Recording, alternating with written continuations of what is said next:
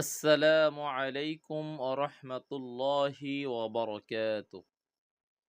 আমি মাওলানা মোহাম্মদ মুজাহিদুল ইসলাম পবিত্র কোরআনুল কারীমের ২৮ পারার সূরাতুস সফ এর অর্থসহ তেলাওয়াত করছি। আউযু বিল্লাহি মিনাশ শাইতানির রাজীম। বিতাড়িত শয়তান হতে আল্লাহর কাছে আশ্রয় চাচ্ছি। বিসমিল্লাহির রহমানির রহিম।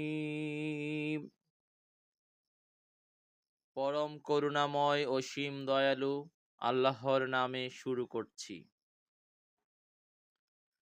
সাব্বাহা লিল্লাহি মা ফিস সামাওয়াতি ওয়া মা ফিল আরদ ওয়া হুয়াল আজিজুল হাকীম। আসমান ও জমিনে যা কিছু আছে সমস্তই আল্লাহর পবিত্রতা ও মহিমা ঘোষণা করে তিনি পরাক্রমশালী প্রজ্ঞাময়। ইয়া আইয়ুহাল্লাযীনা আমানু লিমা তাকুলুনা মা লা তাফআলুন। হে বিশ্বাসীগণ, তোমরা যা করো না তা তোমরা কেন বলো? কাবুরা মাকতান ইনদাল্লাহি আন তাকুলু মা লা তাফআলুন। আল্লাহর দৃষ্টিতে এটি অতিশয় অসন্তোষজনক তোমরা এমন কথা বলো যা তোমরা কাজে পরিণত করো না। ইন্নাল্লাহা ইউহিব্বুল্লাযীনা ইউকাতিলুনা ফী সাবীলিহি সাফফা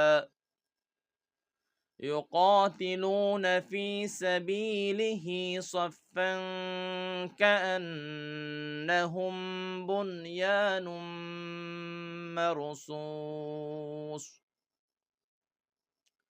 নিশ্চয়ই আল্লাহ তাদের ভালোবাসেন যারা তার রাস্তায় সারিবদ্ধভাবে সুদৃঢ় প্রাচীরের মতো সংগ্রাম করে।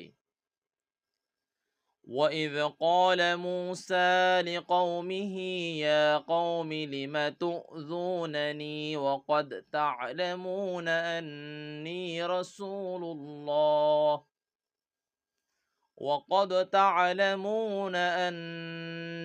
رَسُولُ اللَّهِ إِلَيْكُمْ